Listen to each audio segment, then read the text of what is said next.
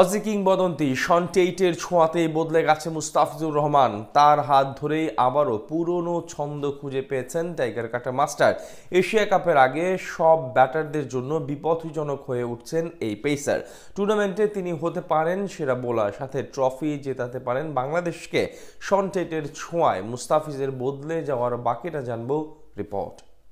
কথায় আছে গুরু বিনা জ্ঞান নাই, সেটাই যেন পরিলক্ষিত মুস্তাফিজুর রহমানের ক্ষেত্রে। অপার সম্ভাবনা এবং অসাধারণ প্রতিভা নিয়ে আন্তর্জাতিক ক্রিকেটে আগমন ঘটেছিল এই পেসারের। অভিষেকের কয়েক মাসের মধ্যে গোটা দুনিয়ায় সাড়া ফেলেছিলেন তিনি। কয়েক দিনের মধ্যে পেয়ে যান কাটার মাস্টার উপাধি, যদিও এরপর মাঝের সময়টায় ঝিমিয়ে পড়েন দ্য ফিচ। বল হাতে হারিয়ে ফেলেন নিজের ধার, তবে ধীরে ধীরে আবারও ফিরতে শুরু করেছেন নিজের সেই পুরনো ছন্দে, যার পিছনের কারিগর অস্ট্রেলিয়ার কিংবদন্তি পেসার এবং একসময় স্পিড স্টার শন টেইট। তার ছোঁয়াতেই বদলে যেতে শুরু করেছেন বাঁহাতি এই পেসার। এশিয়া কাপকে সামনে রেখে নিজেকে গড়ে তুলেছেন সেই পুরনো চিরচেনা রূপে। বর্তমানে বাংলাদেশের পেস ইউনিট দুনিয়ার অন্যতম সেরা। টি-20 ফরম্যাটে যে আক্রমণ ভাগে নেতৃত্বে আছেন মুস্তাফিজুর রহমান। শুধু বাংলাদেশ নয়, বরং বিশ্বের অন্যতম সেরা ডেথ স্পেশালিস্ট বোলারও তিনি। যে কোনো কন্ডিশনে, যে কোনো প্রতিপক্ষের বিপক্ষে তার নাম মানেই ভীতির কারণ। স্লোয়ার, অফ কার্টার আর নিখুঁত ইয়র্কার, এসব গুণই তাকে নিয়ে গিয়েছে বিশ্বসেরাদের কাতারে।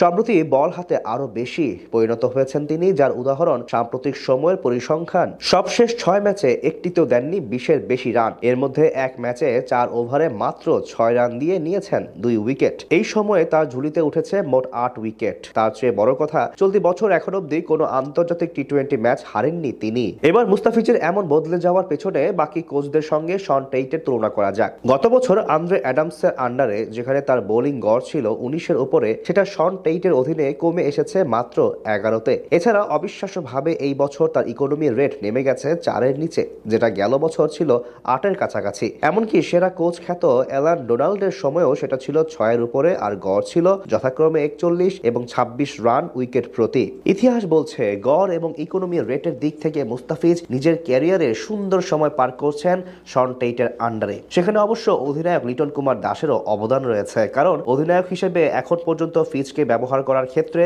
শতভাগ সফল তিনি। বাংলাদেশ যখন আসন্ন এশিয়া কাপের জন্য প্রস্তুতি নিচ্ছে, তখন মুস্তাফিজের এই ছন্দে ফেরা নিঃসন্দেহে বড় স্বস্তির খবর। এশিয়া কাপের মতো প্রতিযোগিতায় বোলারদের ভূমিকা অনেক গুরুত্বপূর্ণ, বিশেষ করে শেষের ওভারে, যেখানে 1-2 বলই ম্যাচের ভাগ্য গড়ে দেয়। আর মুস্তাফিজ সেখানে অভিজ্ঞতা, কৌশল এবং ধৈর্য দিয়ে বাংলাদেশের জন্য ম্যাচ জেতাতে পারেন। তাই বলা যায় 2025 এশিয়া কাপে সেরা বোলার হওয়ার দৌড়ে বেশ উপরের দিকেই থাকবে কাটার মাস্টারের নাম, যেটা সম্ভব হলে টুর্নামেন্টে বাংলাদেশেরও ভালো করার সম্ভাবনা অনেকাংশেই বেড়ে যাবে।